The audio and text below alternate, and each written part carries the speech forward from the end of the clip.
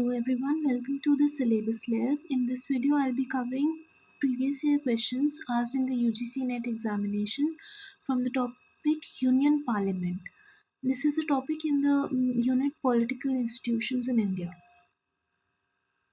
So the first question which was asked in December 2014 was, what is the bill called that contains all the demands voted by the Lok Sabha and the consolidated fund charges? ठीक है, तो जो demands हैं voted upon by the Lok Sabha they are along with the consolidated fund charges, वो ना appropriation bill के through हम लोग it is passed by the parliament. ठीक है, तो इसका answer will be the appropriation bill and this comes under article 114 of the Indian constitution. ठीक है, so under Article 114, the appropriation bill authorizes the government to withdraw funds from the Consolidated Fund of India to meet the expenditure charged on the fund and demands for grants. ठीक है, next है money received by the government of India under the state provident fund is credited to which of the following? तो इसका answer रहेगा public account.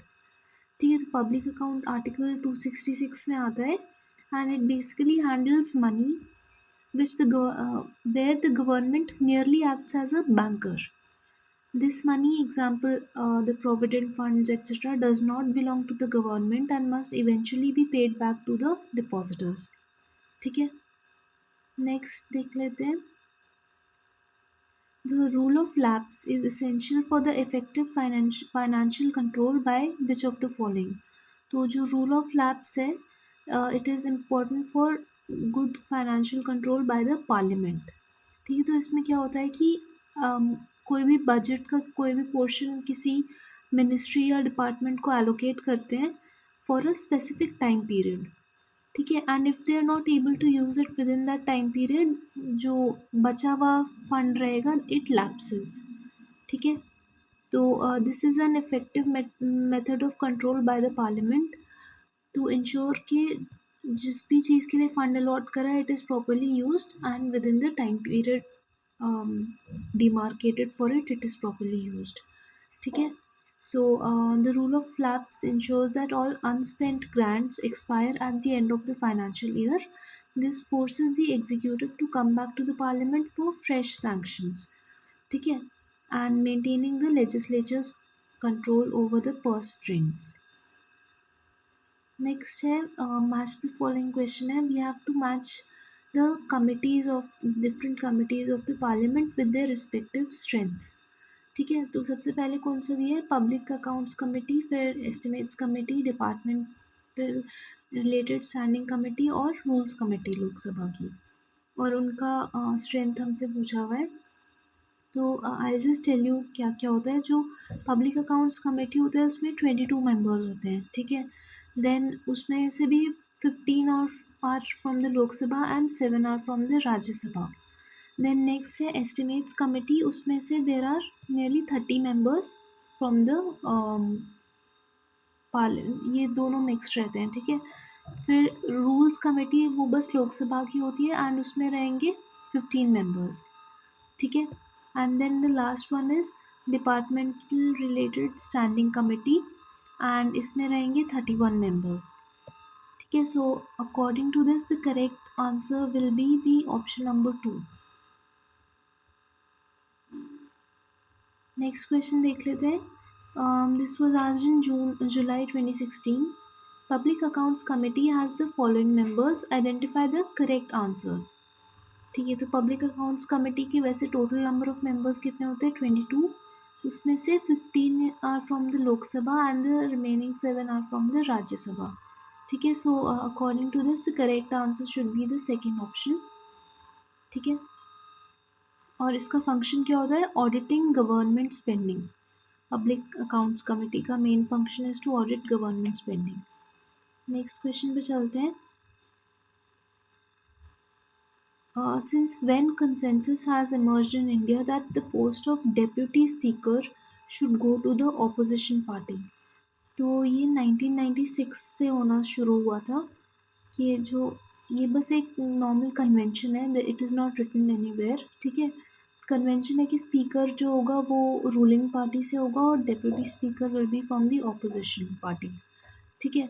तो starting from the 11th लोक सभा इन 1996 a healthy parliamentary convention came into being wherein the speaker is chosen from the ruling coalition and the post of deputy speaker is offered to the main opposition party to ensure bipartisan fairness। ठीक है। Next पे चलते हैं। Who among the following was not the speaker of the Lok Sabha. तो क्या क्या option है? रवि रे, हुकुम सिंह, बलराम भगत और Gopal Swarup Pathak. So the answer for this will be Gopal Swarup Pathak ji. GS Pathak had served as the Vice President of India from 1969 to 1974, and by virtue of that office, he was the Chairman of the Rajya Sabha and he was not the Speaker of the Lok Sabha। ठीक है। Next देख लेते हैं। Presiding officers पे है arrange the following speakers of the Lok Sabha in chronological order.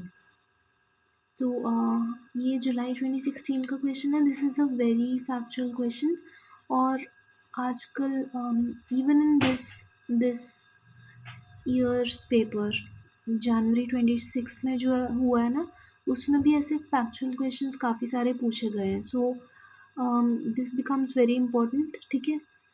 तो what I would suggest you to do is to go through the lists of all presidents, vice presidents as well as the speakers और उनके respective tenures आप लोग try to मतलब 3-4 बार read करके जाओ so that you are able to recall them over there in the examination। ठीक है। because this is being asked very commonly nowadays। तो क्या क्या दिए हैं options? Doctor Balram Jakhar, doctor Gurdial Singh Dhillon, Neelam Sanjiva Reddy और बलिराम भगत। तो इसका I just tell you about the timeline. GS Dillon ji, he had become the speaker in 1967। Then एक सेकेंड, वेट अ सेकेंड, इसमें कुछ प्रॉब्लम है। हाँ, वो 2 बार शायद बने थे, ऐसा कुछ सिस्टम है। उसके बाद में BR भगत जी जो हैं, he had become the speaker in 1976। Then Balram Jhakar ji had become the speaker in 1980। ठीक है। और he is the last one to have become the speaker। um, हाँ, बलराम भगत जी इनसे पहले बन गए थे, उसके बाद बलराम झाकर जी बने थे एंड इनके से पहले गुरदयाल सिंह ढिल्लों जी बने थे और सबसे पहले the first speaker out of all of these was Neelam Sanjiva Reddy. ठीक है।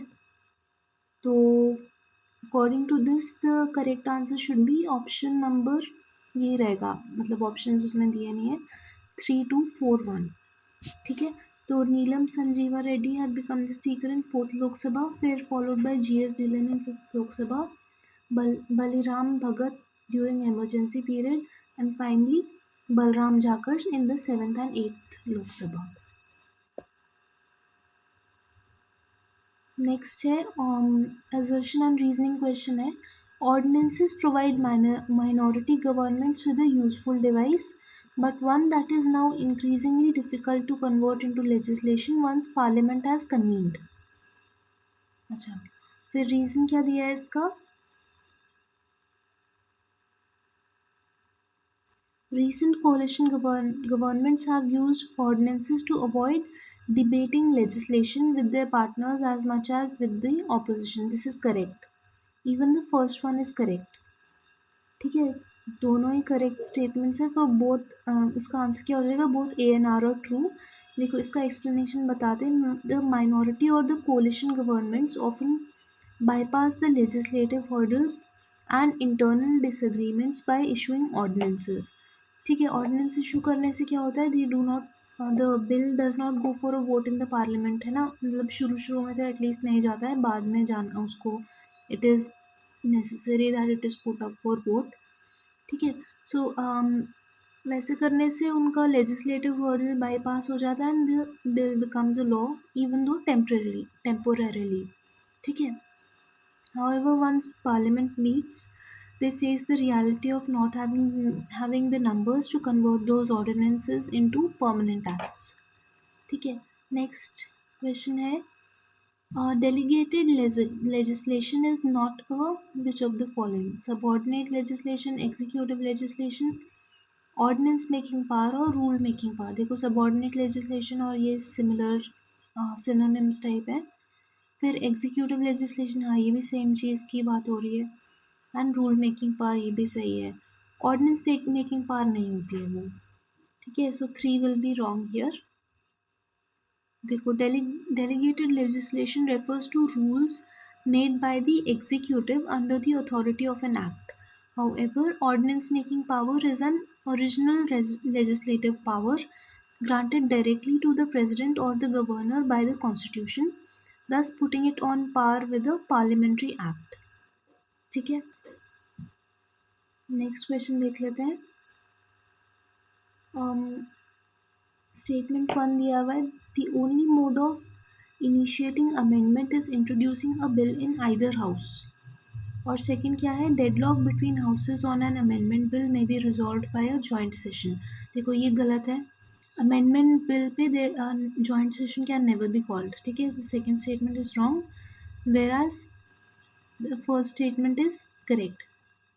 ठीक है, the only mode of initiating an amendment is introducing a bill in either of the two houses. ठीक है, so the answer will be only statement 1 is true.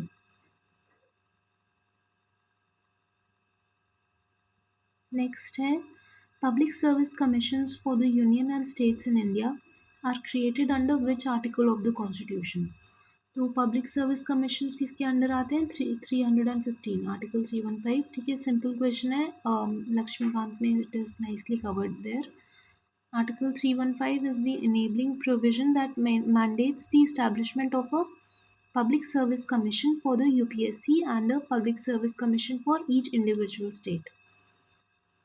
ठीक है, next question देख लेते हैं. which statements are correct from the following? Union can issue directions to the state. President may assume state functions on failure. Governor is appointed by the president and governor is not responsible to the state. ठीक है, so all of these statements are correct. ठीक है, so the correct option for this question will be option number 4. The constitution creates a strong center. The union can issue binding directions under article 256 and 257. The president appoints governors under Article 155 who serve at his pleasure.